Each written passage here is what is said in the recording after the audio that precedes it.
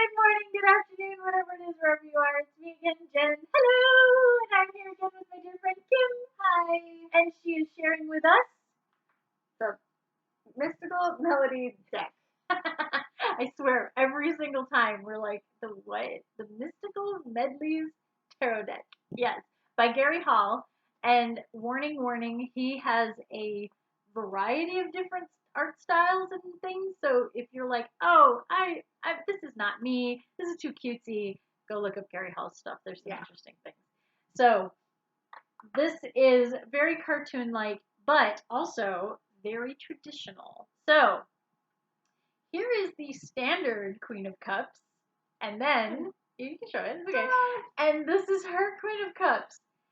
Again, accurate in all the weirdest ways. So, what does your Queen of Cups have? I've got little cherubs over here. Well, are these cherubs?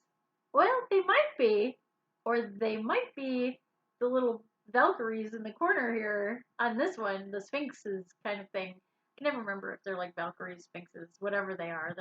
They're guarding the cup, and they are kind of guarding the cup. They're in that vicinity. Yes, but they could also be kind of the cherubs because she doesn't really have a throne per se. Well, what's this guy back here? Oh, the octopus. Yes. So I've got, I don't know if this guy is the octopus, but there is a little cherub in the background with a little fish in its hand. But I think that that's more like the little critter that's swimming in the sea in front of yours. Because that's a little cherubic baby kind of character. Oh, he's got a pacifier. And he's got a pacifier, and this one's got a fish. Same thing. Yeah. Also, your character does have the cup. Yep. Easy. Done. Yes. Got a crown. She's got her crown. Yes. Good.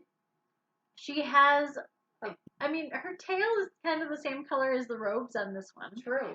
And I will say, very many of the Queen of Cups cards that we've seen in like special decks, they do kind of lean into the mermaid thing. A lot of them do mermaids. So while they'll use like dragons or something like that for wands and the fire sign, they tend to lean pretty heavy on mermaids. I think the last deck that I did, the Star Spinner one, I did in the month of March. Yeah, I think that was a mermaid. That was big mermaids too. So being that she is a water sign and very related with that kind of energy, that's kind of why they do that. But what I'd like to point out too with hers is that because there is the baby swimming in the water and not just represented on her throne, that gives us that maternal meaning with this card.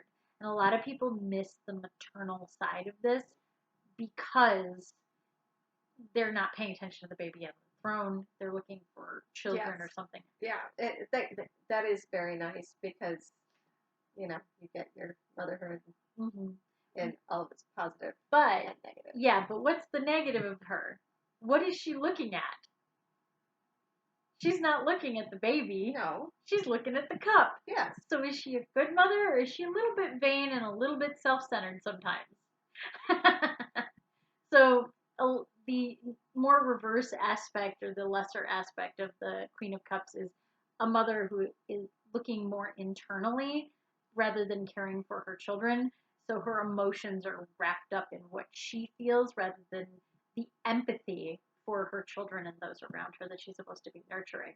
So when I think of reversed Queen of Wands, I think more of like the smothering, like too involved. Yeah, well, in this case, she's ignoring the baby who's probably drowning. Baby's got a tail. Yeah, she's like, hey, baby's fine. She's got a tail. She'll be fine. I'm just going to continue to drink my coffee. It's all good. Does that say anything about my mothering skills? Baby's got a tail. Baby's got a tail. It's fine. It's all good. So I do like this. Again, the weirdest ways these cards decide that they're going to emphasize a point. Because it's got the rocky cliffs in the background. Even the shoreline is similar colors because the shells and rocks that are on her little shoreline that she's sitting on are the similar colors. And I really love that they didn't do away with the winged creatures. They put them up there. They're just slightly different. Yeah, they're just slightly different. And they stand out So it's that's, very clear. yeah, it makes these little tiny symbols that normally you would overlook in the beginning and maybe go, oh, well, that's not that important. And then find out years down the road, like, oh my gosh, that would have helped me so much in readings.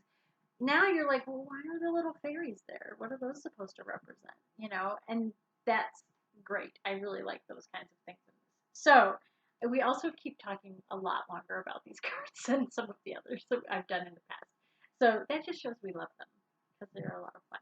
But until next time, stay safe, stay healthy, stay happy, and we'll see you again soon. Bye!